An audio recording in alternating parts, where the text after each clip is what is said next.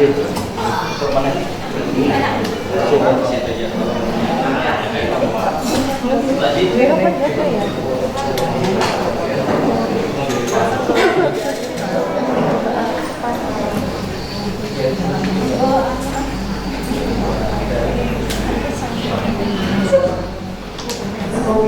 Kabupaten Kota Waringin Timur atau yang mewakili, yang kami hormati penggerak swadaya masyarakat atau PSM, yang kami hormati tenaga ahli Kabupaten Kota Waringin Timur, yang kami hormati Bapak Camat Parenggian atau yang mewakili, serta tamu undangan yang hadir pada sore hari ini. Puji syukur kehadiran Allah Subhanahu wa Ta'ala karena pada hari ini kita dapat berkumpul di tempat ini dalam keadaan sehat dan tak kurang suatu apapun. Kiranya kegiatan kita pada sore hari ini dapat berjalan dengan lancar dan juga bermanfaat bagi kita semua. Amin ya rabbal alamin. Sebelum mulai acara kita pada sore hari ini, izinkan saya membacakan susunan acara kita. Yang pertama yaitu pembukaan, yang kedua yaitu menyanyikan lagu Indonesia Raya, yang ketiga doa, dan yang keempat sambutan-sambutan, dan yang kelima acara inti, dan yang keenam penutup. Sebelum memasuki acara yang pertama, marilah kita bersama-sama membaca basmalah. Bismillahirrahmanirrahim. Acara yang kedua yaitu menyanyikan lagu Indonesia Raya yang akan dibawakan oleh Ibu Iis. Kepada Ibu Iis, waktu dan tempat kami persilahkan. Berdiri, mohon untuk berdiri.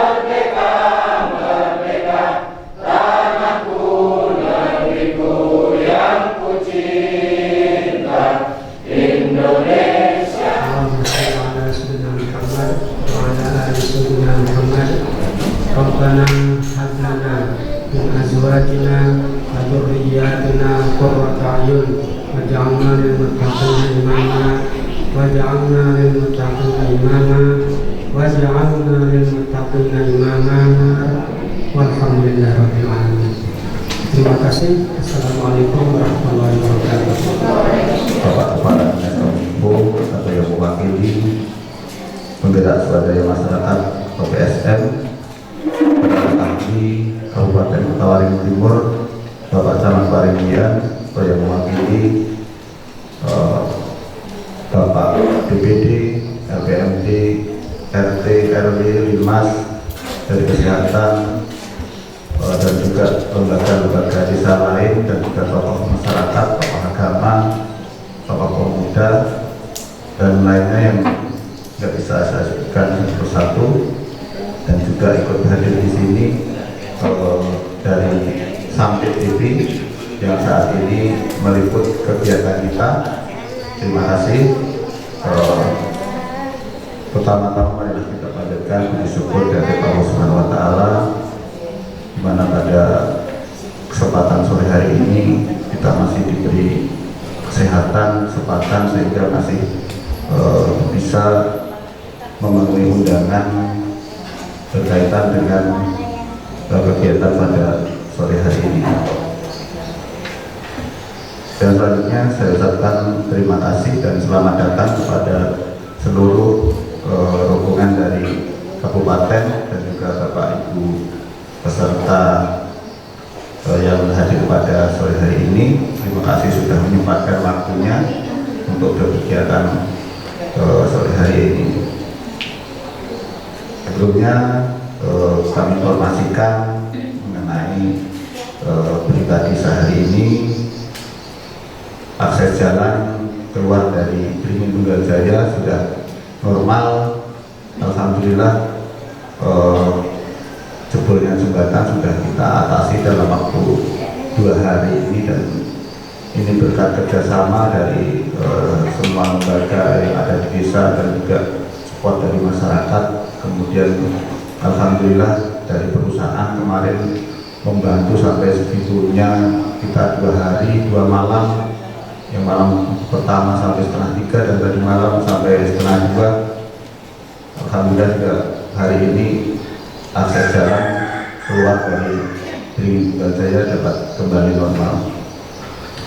Dan selanjutnya pada kesempatan hari ini adalah ini lanjutan dari kegiatan kita yang sudah pernah kita laksanakan di beberapa minggu yang lalu di ruangan ini juga. Mudah-mudahan nanti sosialisasi pada sore hari ini semua dapat kita pahami, yang nantinya bisa menambah wawasan kita dan juga persiapan kita ke depan untuk menjadi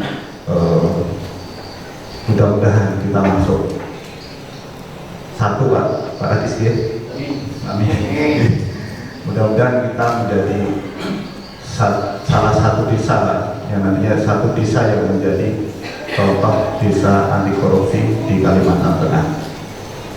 Dan update pada hari ini, dari yang awalnya ada 5 yang ikut menjadi nominasi di desa perseroan anti korupsi ini, kita sudah masuk ke 3 besar. Maka dari itu mari kita tetap semangat. Mudah-mudahan dengan apa yang kita laksanakan proses-proses di desa mengenai dari perencanaan desa, Musdes, KPDes, dan nantinya masuk sudah tertuang dalam BPDes, kemudian realisasi, SPC dan lain-lainnya dapat kita pertanggungjawabkan dengan baik. Jadi sekali lagi saya ucapkan terima kasih kepada semua lembaga desa yang sudah mendukung kami berpartisipasi dalam pembangunan desa. Desa bukan cuma milik Kades, desa milik kita bersama. Dan alhamdulillah Pak Kadis yang melaporkan bahwa rasa memiliki desa itu sekarang sudah lebih baik antusiasnya bagi masyarakat. Ini terbukti yang minggu kemarin kami sampaikan lewat grup untuk kerja bakti lingkungan, itu hampir 90% masyarakat keluar semua untuk bergotong royong. Artinya di sini rasa memiliki desa itu tumbuh atau meningkat, dan inilah yang menjadi salah satu bukti bahwa kami ini memang siap untuk menjadi salah satu desa untuk percobaan anti korupsi. Mungkin itu yang dapat kami sampaikan, kurang lebihnya dari apa yang kami siapkan. Yang saya hormati rekan kami, senior kami, Bapak sudah fungsional PSM di Jawa Timur, Bapak sudah di Mas Ami, dan senior saya yang saya banggakan seluruh tim dari Kotim, ada Pak Irfan, ada tenaga ahli yang ulun banggakan dan ulun hormati Bu RW, Bu RT, tokoh masyarakat, ibu-ibu, bahkan ya ibu PKK, mungkin ada guru di sini, semuanya yang ulun banggakan, yang ulun hormati sekali lagi.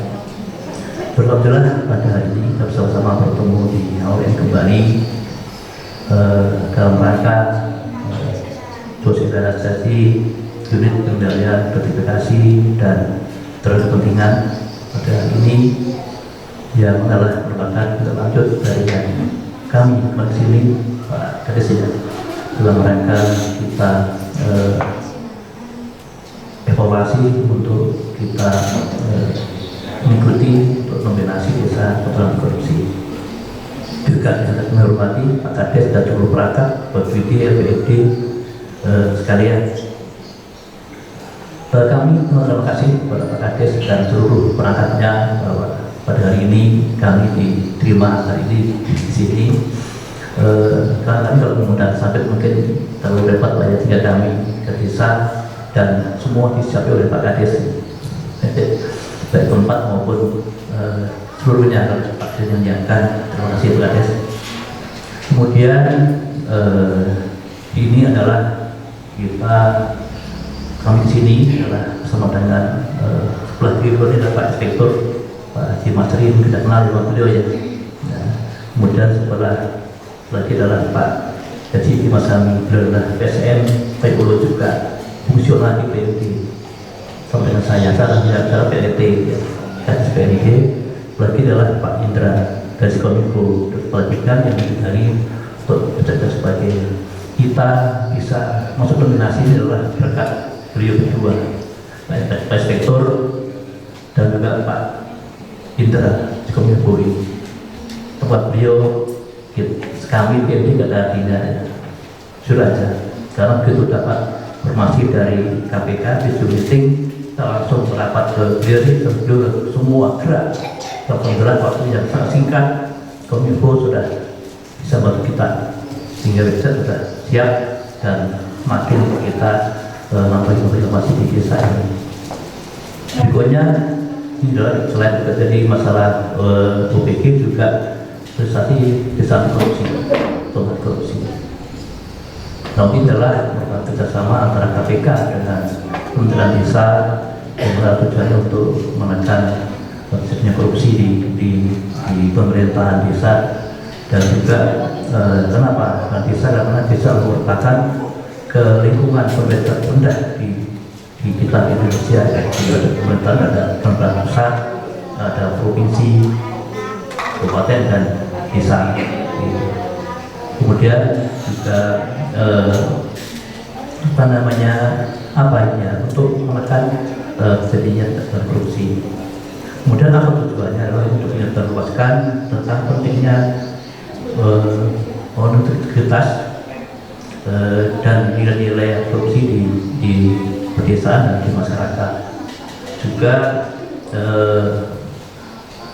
memberikan pemahaman kepada masyarakat dan meningkatkan serta masyarakat di dalam pencegahan dan penanggulangan untuk cegah dan pemberantasan korupsi di Indonesia ini. Kemudian juga di tahun anggaran 2022 ini bahwa di Indonesia ada 10 desa yang sudah dihukum menjadi desa korupsi. Nah, tahun depan telah ada lagi tambah 22 desa, 20 desa lagi, termasuk di wilayah Klaten adalah ke Kotim ada 2 desa, yaitu Siditin dengan Mekarjaya. Awalnya 6 di Klaten, 2 dari Kobar, 2 dari Kotim, 2 dari Tarsel. Setelah dievaluasi oleh provinsi bahwa sisa 3 itu alhamdulillah 2 dari Kotim, 1 dari Kobar. Nah, ini adalah Kotim 2 ini luar biasa. Saya mengapresiasi pada seluruh perangkat desa dan masyarakat atas prestasi ini. Nilainya sekolahnya luar biasa adalah AA. AA ini tertinggi sudah AA, kalau dia setelah AA itu ya Pak, coba ya Pak, lagi jual AA nilainya dia 100. Itu adalah berkat kita semuanya. Kita semuanya. Kedepannya ini mau dukungan dari masyarakat, dari semua pihak. Semoga nanti kita adalah satu di Klaten. Ya. Jadi ya mohon doanya semuanya dan semua para desa dan juga DPD serta masyarakat garanti untuk Klaten BTC terutama menjadi nomor 1 di Klaten. Kemudian nanti di tanggal 14 ini adalah ada rapor di KPK yang dihadiri oleh Inspektur Provinsi, Kepala Provinsi dan Kabupaten serta PMD sebagai mendampingi Pak. Nanti Pak Masri lah untuk rapornya. Kemudian juga nanti akan dilakukan sosialisasi melalui tim dari Sekolah. Silakan nanti perhatikan, cermati apa sih korupsi, apa sih pencegahannya, gimana pencegahannya, gimana kita menyikapi korupsi itu. Soalnya kan korupsi itu hanya dari pemerintah yang tahu aja, pemerintah korupsi gitu. Padahal nanti tidak begitu. Gimana mulainya, pencegahannya, mulai keluarga, di sekolah, di rumah tangga, ya. Sana kita mulai korupsi itu supaya paham apa sih korupsi itu. Pokoknya saya mandi karena sudah waktunya sudah sore, jadi kita biar banyak mendengarkan materi dari Sekolah. Mungkin sekian dari kami. Silakan nanti Pak Direktur untuk pimpin untuk paparan ini, dan kami serah kepada Pak Direktur. Pak Direktur berkata tentang unit pelayanan gratifikasi. Yang kedua masih benturan kepentingan, apa itu benturan kepentingan. Yang ketiga nanti penyuluhan anti korupsi. Nah, 3 paparan ini adalah bentuk support dan dukungan kami terhadap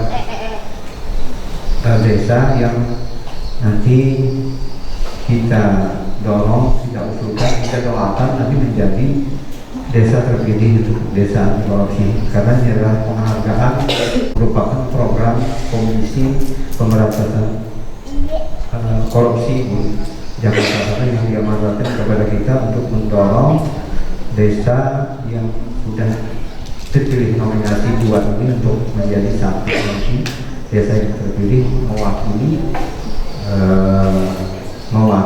desa di Provinsi Kalimantan Tengah. Jadi itu kita sudah bersyukur, kita sudah terpilih dua di antara 3, 2 di Kabupaten Kota Waringin Timur, 1 desa di Kabupaten Kota Waringin Barat.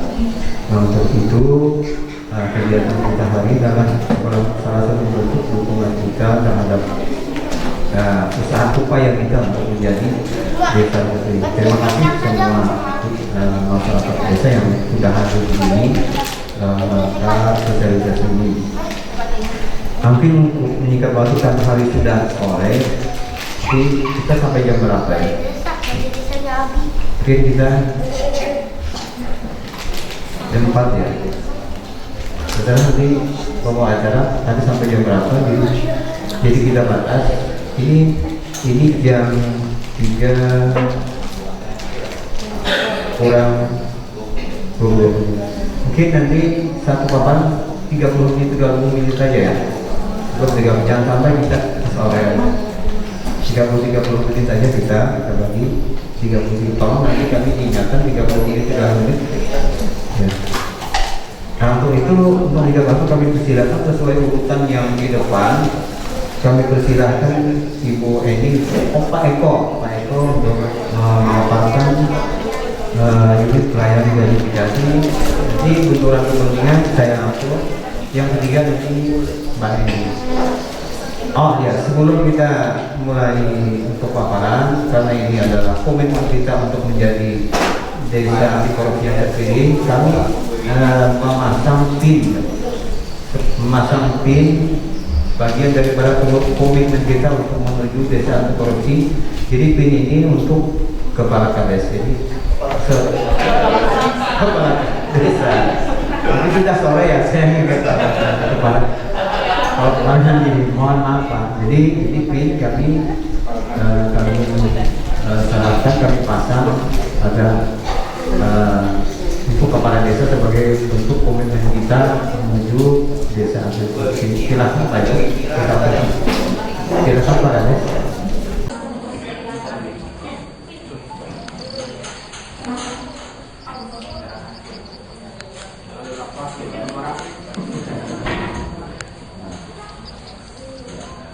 Pak Inspektor. Ya, apa ini Pak? Ini Pak. Iya. Wah.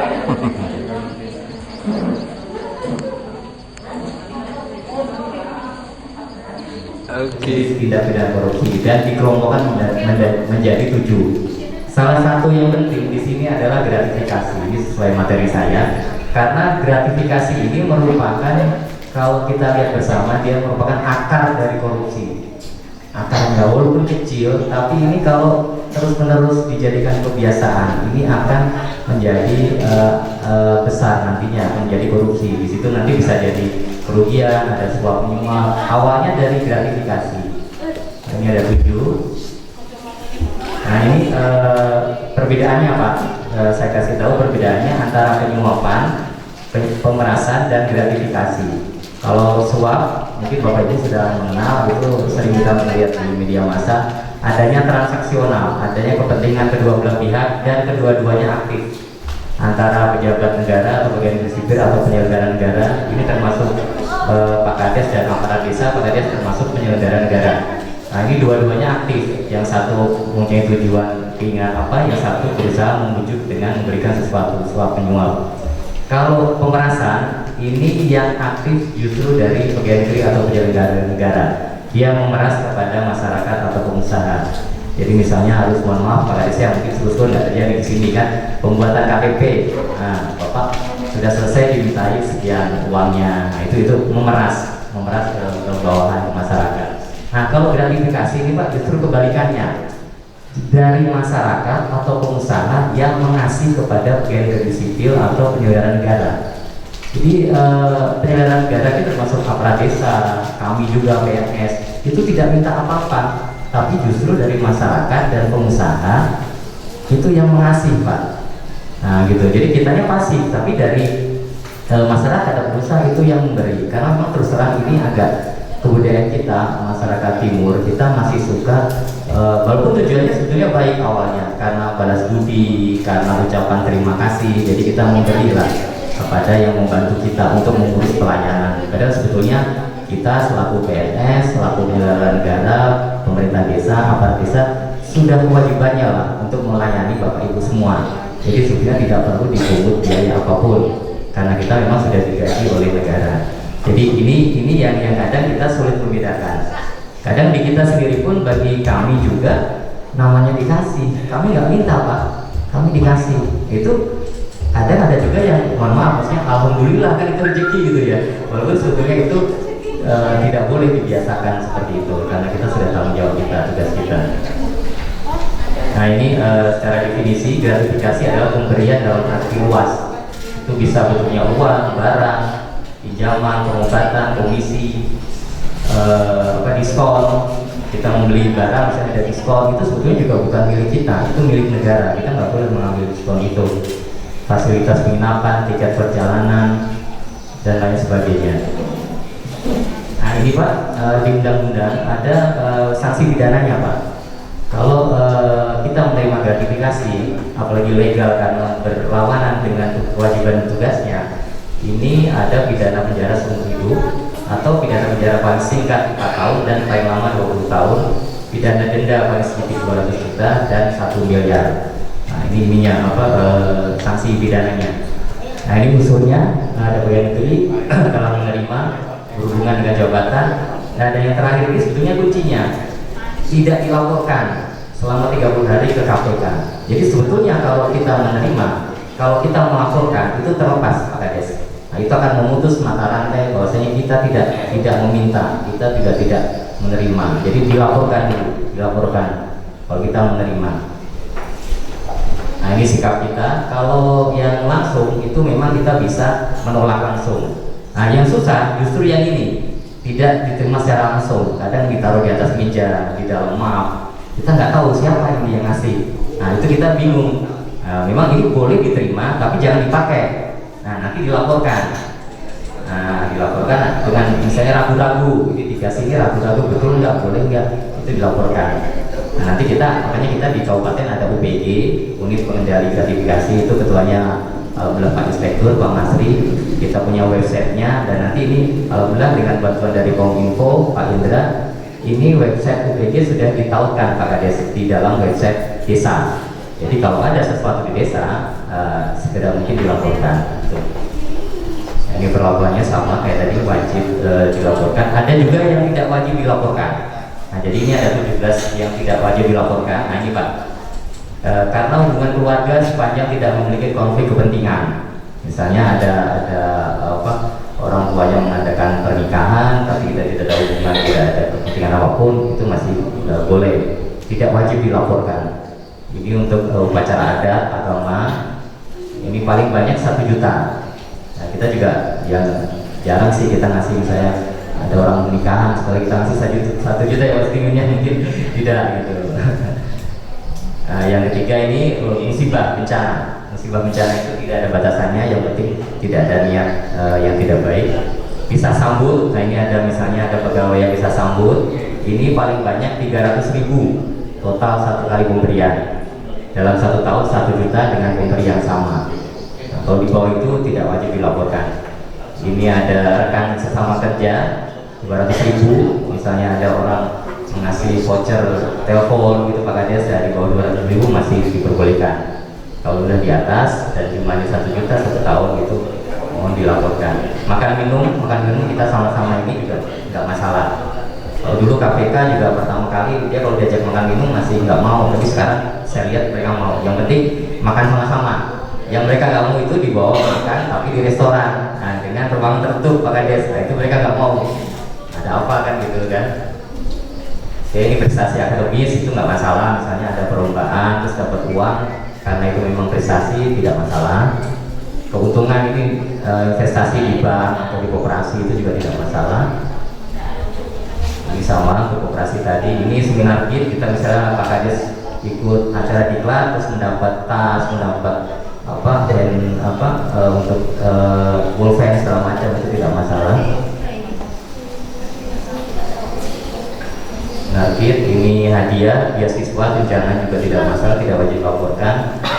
Kompensasi posisi di luar dinas itu juga asal memang tidak melanggar aturan internal dari dinas itu sendiri. Nah ini hadiah, door prize juga tidak dilaporkan.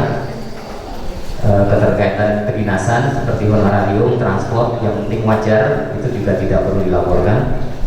Karangan bunga, ucapan terima kasih juga tidak apa-apa. Nah ini juga cedera mata, itu tidak wajib dilaporkan. Nah karena tadi ada pengecualian sanksi hukum tidak berlaku jika melapor ke KPK. Ini pelaporannya kita ada di website, nanti saya tunjukkan di desa sudah ada website ini yang bisa untuk melaporkan. Tapi saya minta juga pelaporan ini harus betul-betul dalam artian tidak ada unsur yang lain ya Pak ya, jangan sampai mengadu domba atau fitnah, itu juga tidak boleh. Nah, ini waktu pelaporannya, ini batas waktu pelaporannya juga. Nah ini aplikasi online, ini bisa di-download di website melalui Play Store, itu juga bisa. Ini uraiannya. Nah di pemerintah pusat untuk menanggulangi gratifikasi mengadakan suatu namanya program pengendalian gratifikasi. Tujuannya untuk mengendalikan penerimaan gratifikasi. Nah UPD itu ada di dalam sini. Inputnya itu ada unit pengendalian gratifikasi. Ini di kabupaten kota kita sejak 2018, ini SK-nya perbuknya dan ini SK Bupati, kita telah membentuk unit pengendalian gratifikasi. Ini checklist-checklistnya, ini ada bimbingan teknis, kita juga mengadakan sosialisasi ini juga untuk kepentingan dalam rangka pengendalian gratifikasi.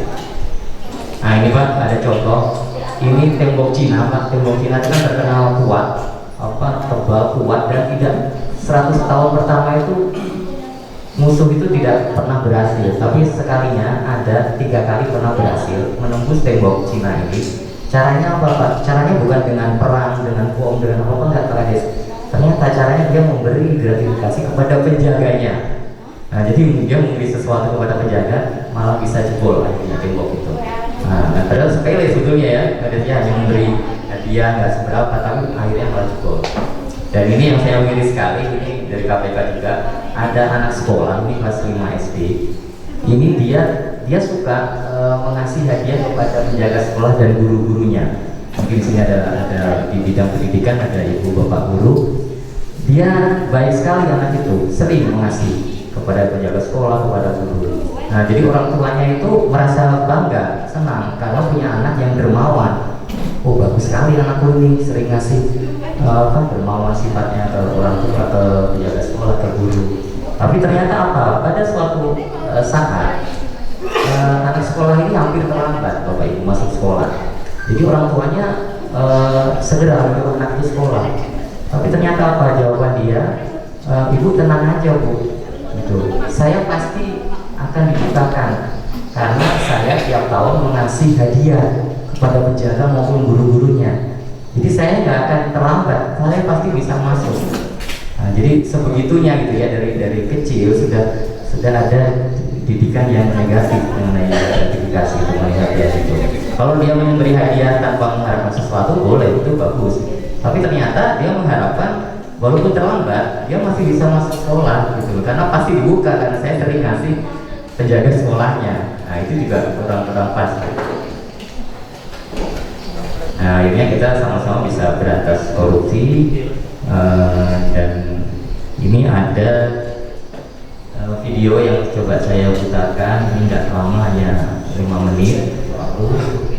Intinya alhamdulillah karena Beringin Tunggal Jaya termasuk calon desa anti korupsi dan BTJ sudah punya website, dan alhamdulillah dengan kerjasama Kominfo kami sudah menautkan mengenai UPG gratifikasi. Jadi ini bisa Bapak pelajari semua, Bapak bisa sampaikan kepada teman-teman yang lain yang belum hadir hari ini. Jadi kita bisa belajar banyak dari sini. Semoga ini menjadi bekal maupun modal utama untuk bisa menjadi desa anti korupsi Pak Kades ya. Karena ini memang sebetulnya bersinggungan dengan kehidupan kita sehari-hari. Mungkin begitu, mohon maaf kalau apabila ada kesalahan yang dilakukan saya. Semoga ini bermanfaat dan terima kasih. Selamat sore. Assalamualaikum warahmatullahi wabarakatuh. Bupati tentang penurunan kepentingan ini waktunya lama, juga biayanya juga tidak sedikit, sehingga kita begitu ada pemilihan awal desa anti korupsi kita sudah punya ini. Jadi penurunan kepentingan ini merupakan salah satu indikator, salah satu nilai yang menentukan juga dalam pemilihan desa korupsi. Penanganan penurunan kepentingan ini diatur dalam peraturan Bupati nomor 28 tahun 2021 tentang penanganan penurunan kepentingan di lingkungan pemerintah Kabupaten Kota Timur, tidak untuk kabupaten lain, itu untuk kita, masuk kecamatan dan desa di sini, masuk di sini. Ini dibawakan oleh saya sebagai gubernur dari Kota Timur. Nama saya cukup singkat, Mas Wi saja, Mas Wi. Dan kalau lihat namanya mungkin sama ya, sama dengan kultur Jawa ya. Karena saya lahir di sini, asli Indonesia. Baik, tolong ingatkan saya 30 menit ke depan apa itu penurunan kepentingan. Penurunan kepentingan nanti bentuk-bentuknya salah satunya nanti ada yang sudah disampaikan oleh Mas Eko tadi tentang gratifikasi, salah satu dari bentuk-bentuk penurunan kepentingan ini. Pengertiannya kita untuk mengenal yang awal untuk melihat, kita lihat pengertiannya. Pengertiannya adalah ini merupakan suatu kondisi di mana pertimbangan pribadi mempengaruhi dan atau dapat memberikan proporsionalitas seorang pejabat. Jadi sasarannya di sini adalah pejabat, karena dia ini punya power untuk menentukan suatu keputusan, di mana suatu keputusan itu bisa dipengaruhi oleh pertimbangan pribadi dia. Jadi penurunan kepentingan ini adalah merupakan suatu kondisi di mana pertimbangan pribadi mempengaruhi dan atau dapat memberikan proporsionalitas seorang pejabat. Kalau pejabat yang terdekat di desa sudah tentu dikatakan bahwa adalah kepala desa, perangkat-perangkat desa juga merupakan pejabat juga. Naik lagi ke atas di kecamatan, camatnya, kasih-kasihnya, sekretarisnya merupakan punya potensi juga terjadi penurunan kepentingan. Nah, nanti posisi masyarakat di mana? Nanti bapak-bapak nanti ada posisinya di mana di penurunan kepentingan ini. Ini struktur peraturan bupatinya tidak bisa saya jelaskan, nanti kita ambil yang poin-poinnya saja.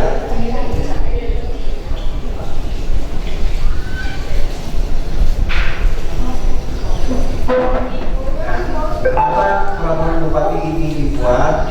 Ini adalah sebagai kerangka, dimaksudkan sebagai kerangka acuan untuk mengenal, terus kita kenal dulu benturan itu apa. Karena sudah kita kenal, benturan kepentingan itu harus dicegah. Nah, untuk mencegahnya, selanjutnya harus bisa kita atasi. Kita tidak bisa menghindarinya, karena ini memang harus kita hadapi, kita kenal, kita cegah, terus kita atasi. Nah, tujuannya beberapa benturan kepentingan ini untuk memberikan keseragaman pemahaman dan tindakan terhadap perangkat daerah, unit kerja, 3 pejabat pegawai. Dalam hal ini kita yang di desa, nanti posisinya di sini, pejabat pegawai. Kalau perangkat daerah ini kabupaten, unit kerja bagian dari perangkat daerah. Pejabat pegawai siapa aja pejabat yang ada di pelayanan publik. Pelayanan publik sudah satu di desa maupun kecamatan itu adalah bentuk pelayanan publik kita. Sehingga ini sebagai pengaman kita untuk menangani benturan kepentingan. Masyarakat harus tahu ini. Nanti posisi masyarakat di mana akan kita lihat. Nah, manfaatnya bersingkat saja bahwa ini nanti akan menciptakan budaya kerja, misalnya menandakan integritas.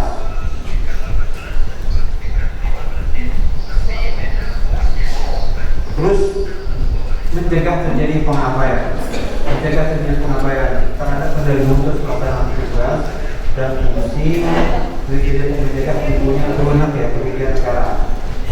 Jadi pengabaian ini artinya apa ya? Kalau di sini ya, acuh-acuh ya. Kalau kita mau berurusan di kampung desa, kalau pejabatnya acuh-acuh, nah itu ini salah satu mencegah terjadi pengabaian ini. Bahasa pengabaian ini memang bukan bahasa saya, ini memang ada di peraturan bupatinya. Jadi bukan saya yang mengarang. Nah, benturan kepentingan ini bermanfaat juga untuk menciptakan pemerintahan yang bersih dan akuntabel.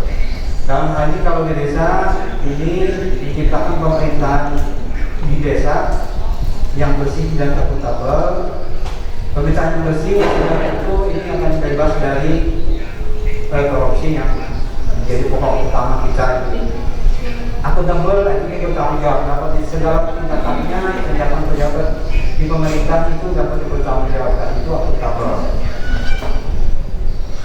Nah ini sekarang pejabat pegawai yang berpotensi memiliki benturan kepentingan. Karena sasaran benturan kepentingan adalah pejabat yang memiliki tindakan, maka pejabat atau pegawai yang berpotensi memiliki benturan kepentingan ini satu. Pertama, ini pejabat pemerintah daerah yang boleh mengambil keputusan dan menentukan kebijakan. Ini yang pertama yang jatuh disebutkan dalam peraturan bupati ini. Perencanaan adalah pejabat pemerintah daerah yang diberikan tugas tanggung jawab, wewenang dan secara umum oleh pejabat yang boleh melaksanakan perencanaan dan perangkat kerja. Nah, posisi perencana ini bisa ada posisinya pada dinas pemberdayaan masyarakat yang berkaitan langsung dengan desa, karena di sana adalah pengendali tempat. Ini bisa masuk ke sini dia. Dari rencana ini, karena perencanaan kan diakomodir APBD desa itu diakomodir dikontrol di PMD. Nah, pengawas kami sendiri berpotensi terjadi benturan kepentingan. Pengawas adalah pejabat pemerintah daerah yang berwenang mengawasi juga terbukti eksekutif agar sesuai dengan kaidah yang berlaku. Kami ini para pemeriksa, kami pemeriksa, para pemeriksa itu bisa dari PPKP, bisa dari PPK. Nah, kalau kami posisinya auditor dan aktif. Kalau aktif daerah, aparat pengawas internal pemerintah daerah ini kami auditor ini ada di dalam aktif, ada di dalam BPK atau BPKB. Itu sih fungsional. Nah ini lagi pejabat pegawai berpotensi di kementerian ini pelaksana kebijakan pelayanan publik, pejabat pegawai yang juga setiap orang bekerja di dalam perangkat daerah atau bekerja yang bertugas memberikan pelayanan publik. Nanti di kantor camat dan kecamatan maupun di desa ini adalah merupakan sebagai pelayanan publik. Puskesmas, puskuk itu juga pelayanan publik. Ini juga merupakan pejabat pegawai yang ada di sana itu berpotensi memiliki kepentingan. Penilaian sudah saya jelaskan, ini ada di mana-mana di perangkat daerah. Nah ini bentuk situasi bentuk kepentingan. Contohnya yang sudah diberikan dipaparkan oleh auditor kami, Mas Eko, menerima verifikasi yang sudah jelaskan. Ini merupakan bentuk situasi, bentuknya ya. Nah ini dia. Jadi penyalahgunaan aset juga adalah bentuk situasi dari benturan kepentingan. Aset ini adalah kekayaan. Nah, kita contohkan saja di desa ya. Di desa di sini ada ambulan ya Pak. Nah, di ambulan itu dibeli dari dana desa. Itu adalah untuk melayani masyarakat yang memang membutuhkan. Nah, kalau ambulan digunakan untuk menaksi, nah ini kan bentuk penyalahgunaan dari aset. Memang dulu, tapi sekarang sudah ada di desa itu yang punya ambulan. Di sini ambulannya apa Pak? Terus mobilnya? APP memang itu layak, memang karoserinya memang sudah ambulan ya. Nah desa itu dia bukan APP, dia malah beli Innova baru, jadi itu di mobil dia beli Innova. Mohon maaf ini kenapa kemarin tidak disetujui gitu, nah, tapi karena memang pertimbangannya memang untuk pelayanan publik ya, jadi di tingkat PMD setuju aja, karena dari niatnya terlihat memang untuk melayani publik di sana, melayani masyarakat yang membutuhkan. Tapi begitu sudah ada diadakan di modif memang buat dilepas ya kursinya biar ada tempat untuk itu ya. Nah, jadi dibongkarlah itu modif. Tapi perjalanan waktu lagi dipasang lagi joknya Pak. Nah, dipasang lagi joknya ternyata dibawa untuk ini ya, untuk menaksi ke kita ya. Ditaksi kayak ini penyalahgunaan aset ini juga kepentingan juga. Nah terhadap ini ada penyalahgunaan aset ini nanti posisi masyarakat bisa melaporkan ya. Tapi mekanismenya ada melaporkan di atas ini. Jadi nanti jangan-jangan sudah menerima ini nanti kepala desa, perangkat daerah dia dilaporkan jangan nanti seperti yang sudah disampaikan dari Mas Eko tadi ya jangan fitnah gitu. Jadi nanti ada aturannya, ada diatur. Nah ini penyalahgunaan aset situasi menyebabkan penggunaan aset jabatan atau aset milik negara untuk kepentingan budaya atau golongan. Penggunaan aset jabatan tidak melihat aset milik negara karena di tingkat dana yang ini sampai di sini dia. Jadi situasi menyebabkan penggunaan aset jabatan yang bersih. Nah ini penyalahgunaan aset jabatan dan ya ini kalau bentuk merupakan bentuk situasi hubungan kepentingan juga. Akses khusus, tema polosnya ya. Pengawasan di luar prosedur ini bisa terjadi di kami.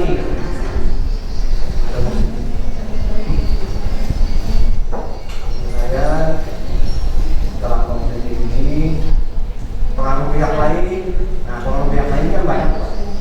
Bisa itu atasan kita atau bisa dari atasan atau keluarga kita, kerabat kita yang punya jabatan.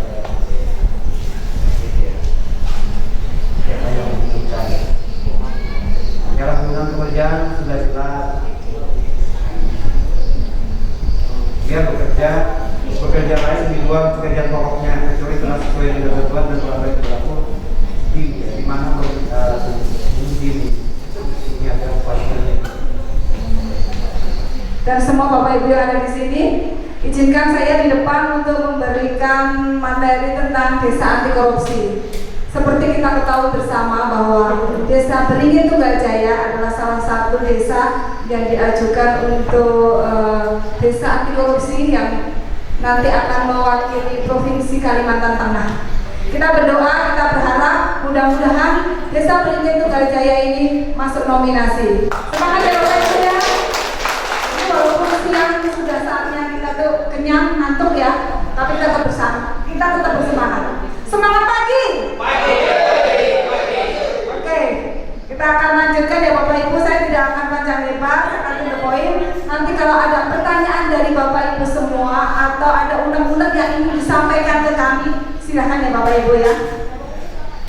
Selanjutnya kita akan lihat dulu video sebentar.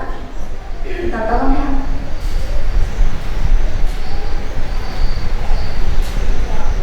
Saya nggak perlu memperkenalkan diri ya Bapak Ibu, tadi sudah diperkenalkan oleh Bapak Inspektur.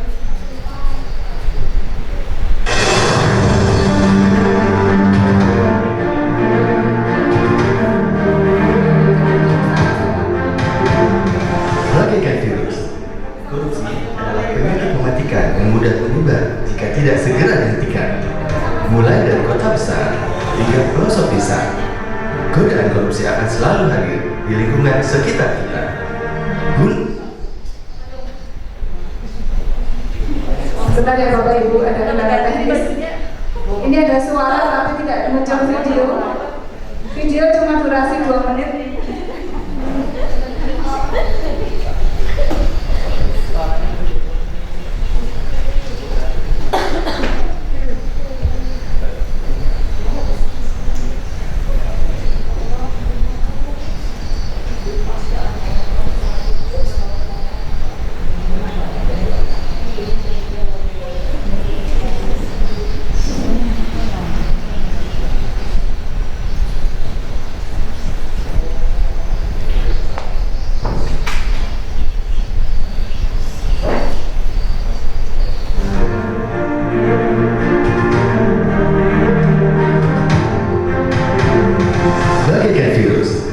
Korupsi adalah penyakit mematikan yang mudah menyebar jika tidak segera dihentikan. Mulai dari kota besar hingga pelosok desa, godaan korupsi akan selalu hadir di lingkungan sekitar kita. Guna mencegah penyebaran virus korupsi, KPK menginisiasi program Desa Anti Korupsi untuk mengedukasi dan memberdayakan pemerintah dan masyarakat desa demi terwujudnya penyelenggaraan pemerintah yang bersih, akuntabel, transparan, dan bebas dari korupsi, kolusi, dan nepotisme. Bermula dari desa yang berintegritas, akan terwujud negara yang bebas dari korupsi. Untuk menjadi desa anti korupsi, terdapat 5 indikator yang harus diwujudkan, yaitu: pertama, penguatan tata laksana.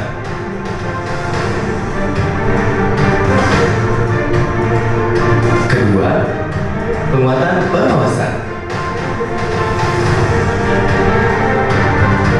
Ketiga, penguatan kualitas pelayanan publik. Keempat, penguatan partisipasi masyarakat. Kelima, kearifan lokal. Kini saatnya seluruh desa berpartisipasi aktif mencegah dan memberantas korupsi melalui program Desa Anti Korupsi. Dengan terwujudnya masyarakat anti korupsi akan berarti bagi kemajuan bangsa. Kita bisa karena bersama, dan karena bersama kita bisa wujudkan Indonesia bebas dari korupsi.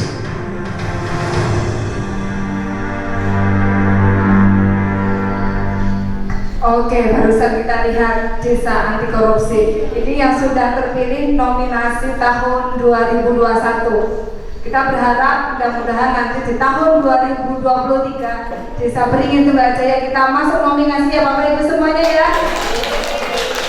Kemarin sudah dinilai di verifikasi, dinilai ya sama Inspektorat Provinsi bahwa Desa Beringin Tunggal Jaya memperoleh nilai AA 100. Berarti itu suatu nilai yang sangat memuaskan, suatu prestasi yang luar biasa yang Bapak perlukan. Tapi kan tidak berhenti sampai di sini Bapak Ibu. Langkah kita masih jauh ke depan. Kita harus meraih, kita harus bisa masuk nominasi tingkat nasional ya Bapak Ibu ya. Oke, kita akan lanjutkan. Itu indikator desa anti korupsi tadi di dalam video sudah dijelaskan ada 5. Penguatan tata laksana, penguatan pengawasan, penguatan kualitas pelayanan publik, penguatan partisipasi masyarakat dan kearifan lokal. Nah, Bapak Ibu yang ada di sini ada dari perwakilan BPD ada ya Pak ya, RT RW ada, tokoh masyarakat, agama, sekolah, kesehatan semuanya ada ya Bapak Ibu ya. Bapak Ibu mengambil peranan di penguatan partisipasi masyarakat. Ya Pak ya, nomor 4 penguatan partisipasi masyarakat. Apa itu ambil di partisipasi masyarakat? Bapak awasi dari pemberian hadiah, suap, Bapak awasi di situ. Dan tadi sudah dijelaskan melalui UPG, unit pengendalian gratifikasi dan benturan kepentingan yang sudah dijelaskan tadi secara jelas. Di situ ada peran Bapak Ibu semuanya ada di sini. Penguatan partisipasi masyarakat. Dari 5 indikator ini beranak cucu menjadi 18 ya. Kemarin yang sudah dinilai. Ada 18 indikator, sub indikator dari 5 ini. Selanjutnya desa anti korupsi.